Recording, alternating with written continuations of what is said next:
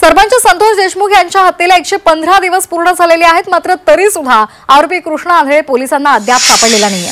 कृष्णा आंधळेचा शोध पोलीस आणि सीआयडीची पथकं घेत आहेत, मात्र तो अजूनही सापडलेला नाहीये।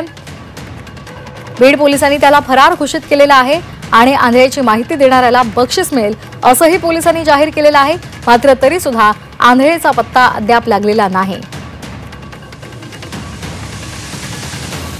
सरपंच संतोष देशमुख यांच्या हत्या प्रकरणाला 115 दिवस पूर्ण झालेले आहेत।